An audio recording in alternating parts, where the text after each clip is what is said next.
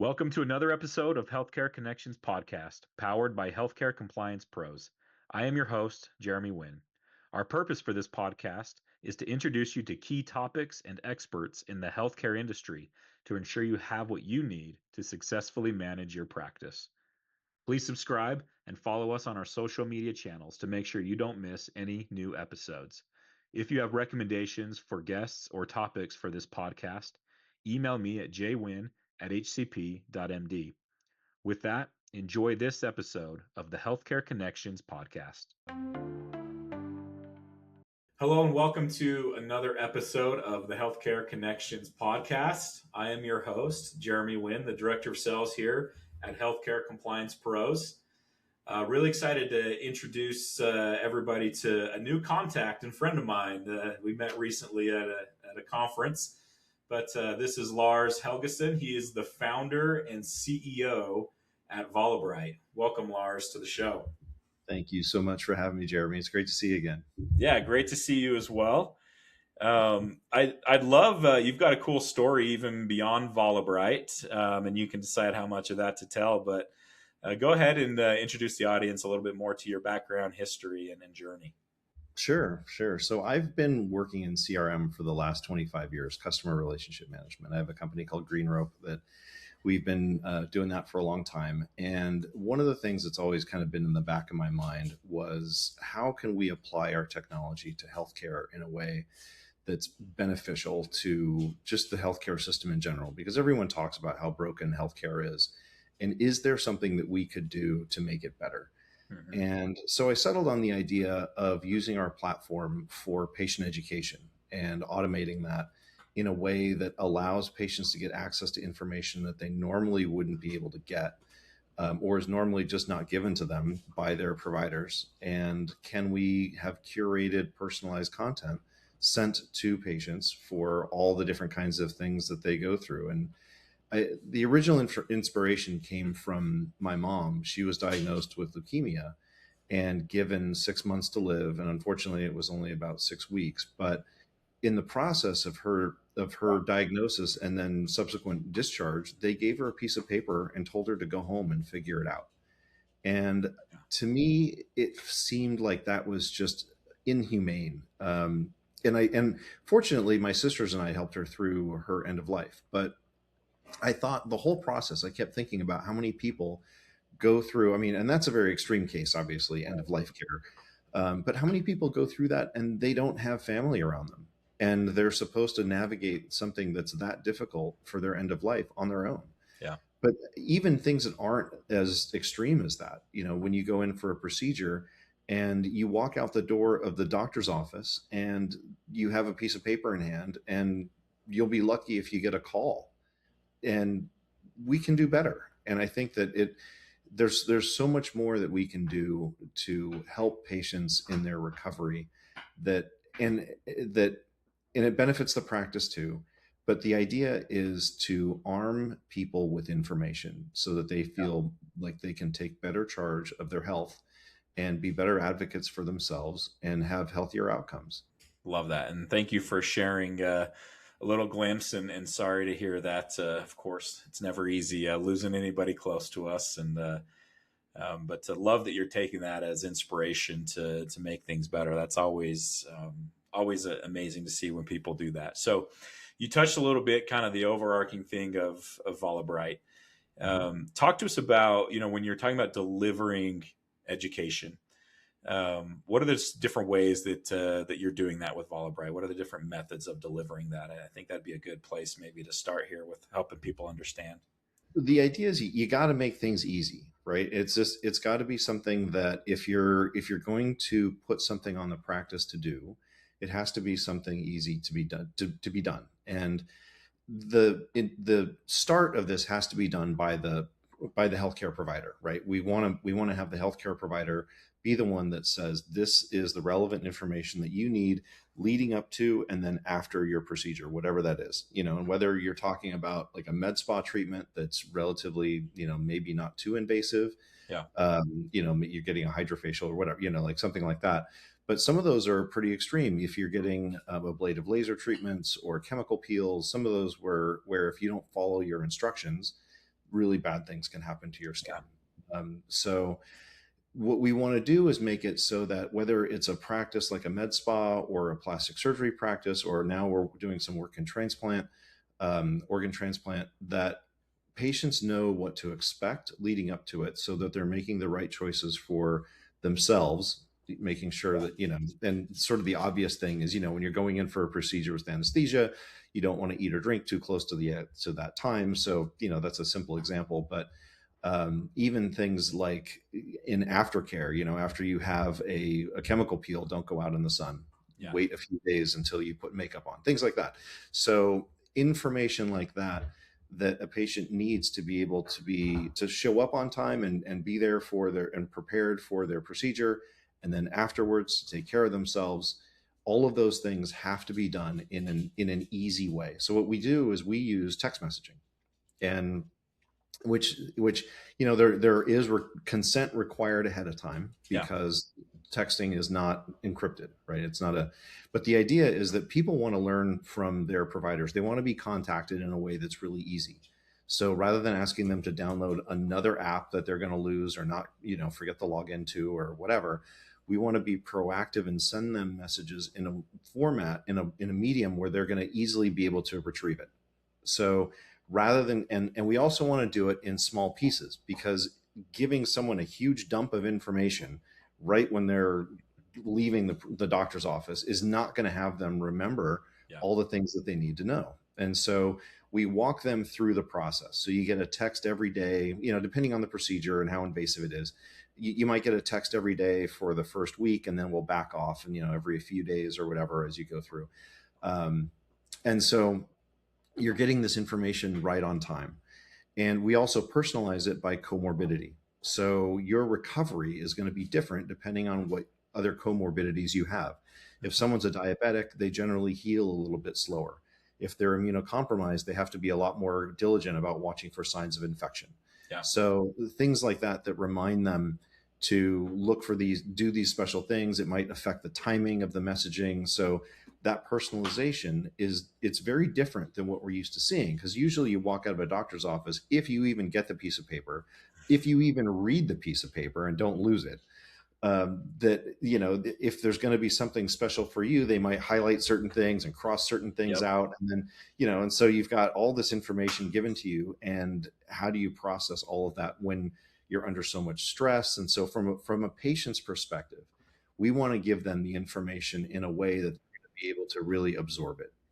Yeah. And so by doing the smaller pieces of text, we can do that. Now, to go with that, we've got multimedia education. So you've got links that go back to landing pages that have information, detailed information about that. So if you really want to dive in, you can. But the really nice thing about it is we've got video and audio content that goes with it. So the videos are short, a couple minutes tops, and then they walk you through, this is what to expect. Or if you're in preparation for a procedure, this is what you need to do. This is why you need to do it.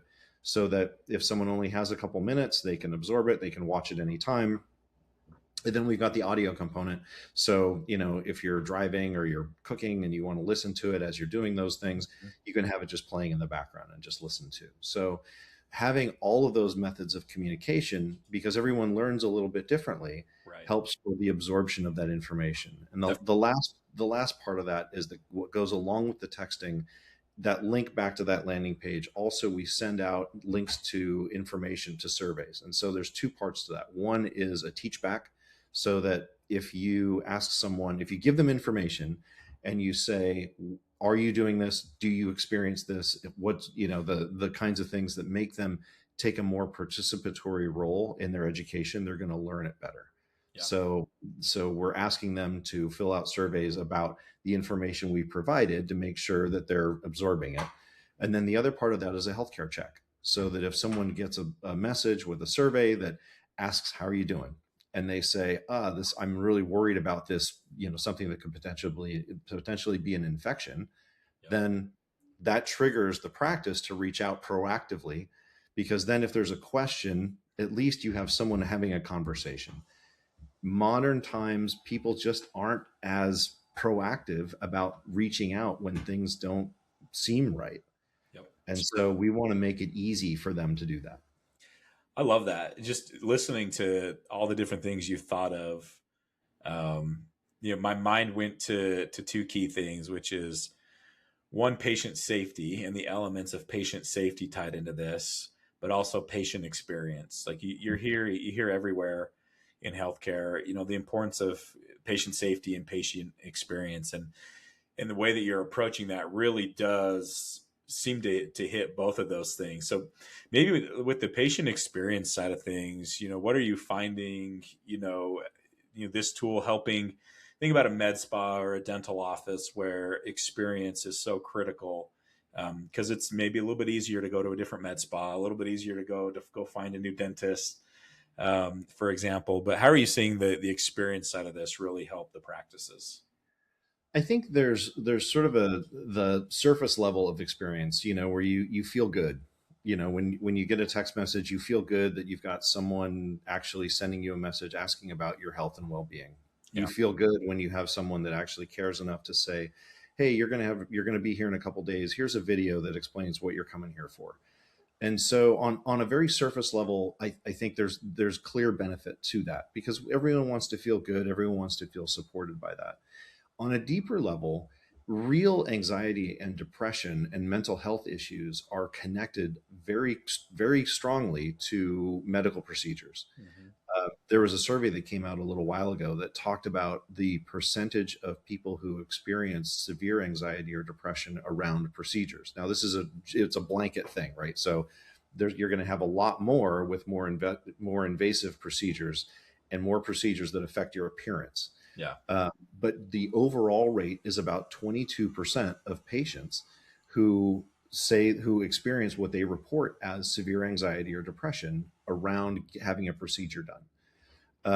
If someone has a history of anxiety or depression, that number at least quadruples. So Wow. you'll see 70 to 100% depending on the procedure. Where if someone has a history of anxiety or depression, the medical procedure triggers it again. And so what we want to do is use education to help people through that process. So knowing and it's probably fairly universal. Everyone has a little bit of anxiety about going to the dentist, Yeah. right? I mean, it's just a thing, right?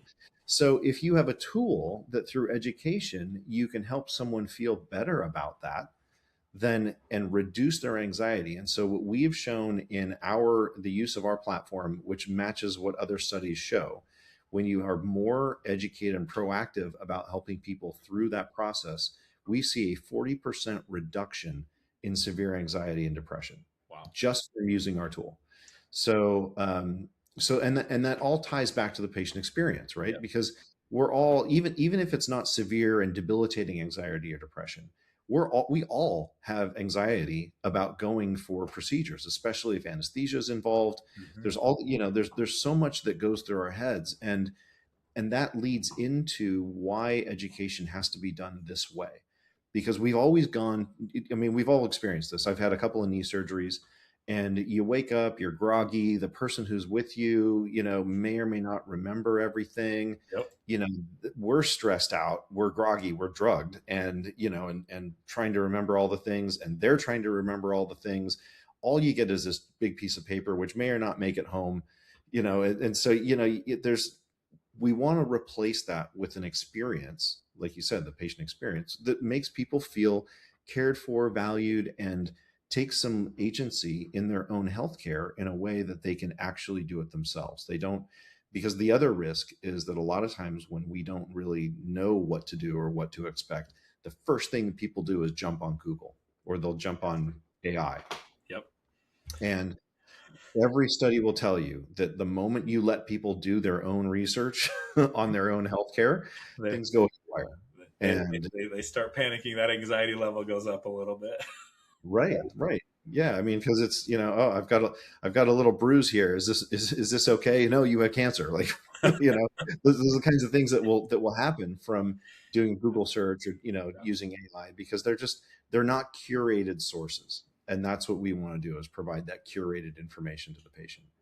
One of the things I love about this, beyond the experience and the safety, but when you look at just the efficiencies that can happen, I imagine because there's, some communication ahead of time, that cancellations, are reduced. The amount of people that actually show up is higher, which is what a practice needs, because there's more pressure to see more patients in healthcare today. And so when you have a tool like this that can help with the education, help with ensuring that they actually show up on time, and can give the level of personalization that you just described, it allows a practice to see the amount of patients they need to see to run the business. Like, we know that that's a part of it, but still allows the patient to feel like they're being treated as the individual and they're getting that one-on-one level of insight that they deserve as a patient. I think that's a pretty neat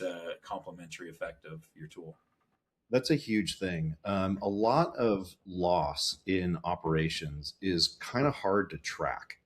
The average cancellation rate for a medical spa is about 7%. And depending on what kind of medicine you practice, cancellation rates run from anywhere from 1 to 10, 12%. And the cost of a cancellation is more than just, oh, we lost, this revenue. You've got all the time associated with that, the opportunity cost. And then, especially if it's a surgical procedure, you've got all the staff that's there, the room rental, everything else. And that's basically just lost. And so if someone doesn't follow instructions, or they feel overwhelmed and they just change their mind last minute, which is a thing that happens a lot, if we can address that, which we do, so what we see is about a third reduction in cancellation rates. Wow. So, which is a huge thing. I mean, in a medical spa, a canceled appointment could be from a few $100s to $1,000, whatever.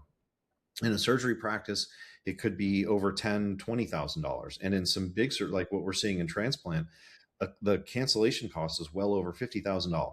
Yes. And so if we can solve that and reduce that by a third through education, through our education program, then we're making an impact on loss prevention for the practice.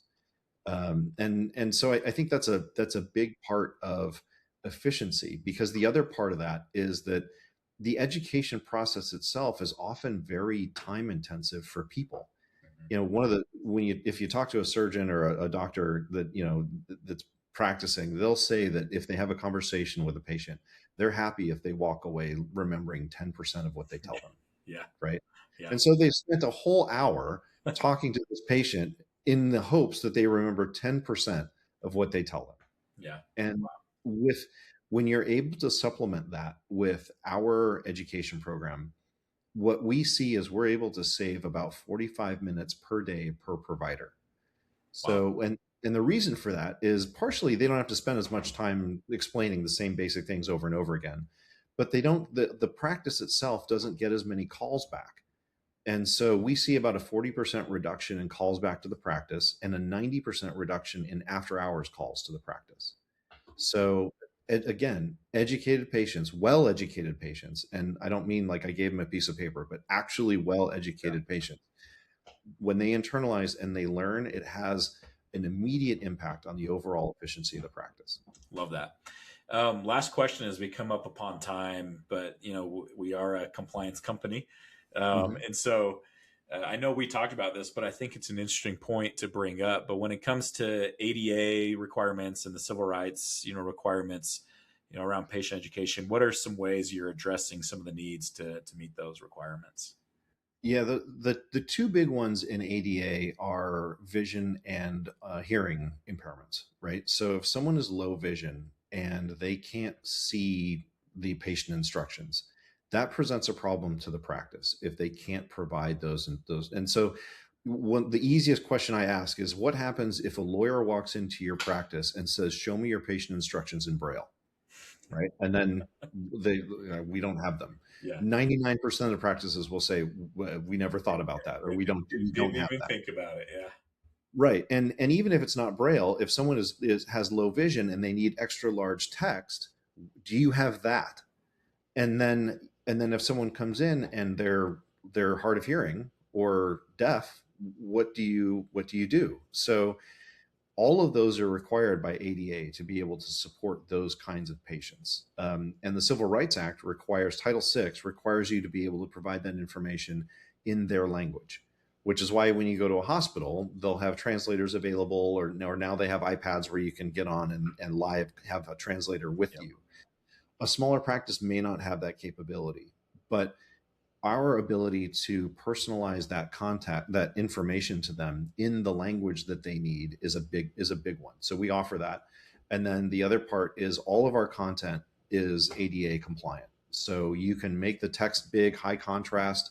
We have the audio components to if someone is completely blind or can't see any of those things, the videos have subtitles. So all of that addresses all of your ADA compliance built in with all of your patient education as soon as someone signs on with using Volibrite. Love it. Okay. How does somebody get a hold of you, Lars? I'm sure there's gonna be people interested that say, yeah, this sounds really interesting. What's the best way to do that? So all the information about the product is on volibrite.com, VALA, Bright, BRIGHT.com. And then I'm accessible. I'm on LinkedIn, so you can find me. If you are interested in CRM, I wrote CRM for Dummies, that book. So we've been around the world for a while doing stuff, but happy to connect and talk about patient education and the patient experience and how education can make your practice better.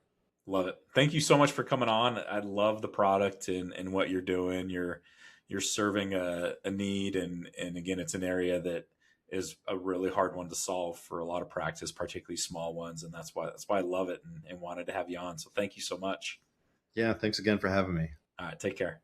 Thank you for tuning in to this episode of the Healthcare Connections podcast. For more information on the topic we covered today, you can reach out to me or to our guest. For any additional information on healthcare compliance pros, feel free to email me at jwin@hcp.md. Don't forget to tune in next week. Thank you.